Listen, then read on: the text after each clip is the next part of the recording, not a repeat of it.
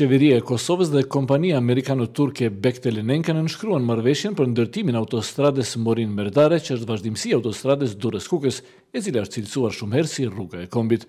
Fillimi i punimeve për ndërtimin e kësaj autostrade pritet ka fundi këtij muaji. Përfaqësuesit më të lartë të vendit dhe diplomatët ndërkombëtarë cilësuan këtë si një projekt me rëndësi thelbësore për të ardhmen e Kosovës. Kryeministri i vendit Hashim Thaçi dhe ministri i transporteve në qeverinë e Kosovës Fatmir Limaj thanë se dita e sotme po hap një epokë të re për shtetin e ri.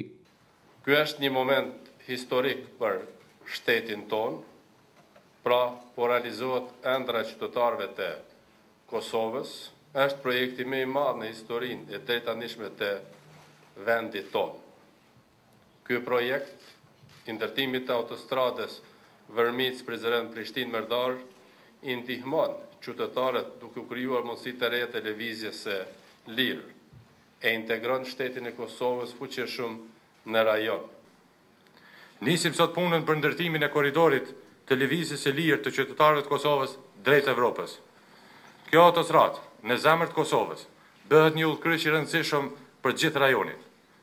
Ne po ndërtojmë korridorin ku do të kryqëzohet e sotmja jonë me të ardhmen më të mira. Ambasadori amerikan në Kosovë Christopher Dell tha se projekti i ndërtimit të autostradës është më i madh për shtetin e ri dhe si i tillë është historik. Autostrada ai do ta çojë Kosovën më afër tregut evropian, në radhë të parë duke afruar atë me detin, ndërsa në të ardhmen kur kushtet të plotësohen edhe me lidhjet nëpërmjet fshinit verior me korridore transportuese evropiane. Ky projekt është i rëndësishëm edhe si një simbol i rritjes së mundësive të shtetit të pavarur të Kosovës, të ambasadori Dell, duke nënvizuar se projekti është i madh sipas të gjitha standardeve ndërkombëtare. Përfaqësuesi i kompanisë Bechtel Michael Adams tha se ndërtimi i autostradës do të bëhet sipas standardeve më të larta, ndërsa rëndësia e saj është e shumanshme. Ne po presim të punojmë me qeverinë për këtë projekt të rëndësishëm për zhvillimin e Kosovës dhe ekonomisë së saj, tha zoti Adams, kompania e cilit pritet fillojë ndërtimin e autostradës segment pas segmenti. Autoritetet thanë se çmimi i ndërtimit, që do zgjas 36 muaj, sillet në rreth 700 milionë euro, por ky nuk është çmimi përfundimtar. Çmimi real i saj do dihet gjatë ndërtimit dhe kjo ishte një prej arsyeve që zgjedhur metodën e ndërtimit hap pas hapi. Fillimi i punës për ndërtimin e autostradës sipas autoriteteve është përfundimi i një procesi të mundimshëm i cili është mbështetur nga mekanizma të rëndësishëm ndërkombëtar, por ka pasur edhe përpjekje për pengimin e saj.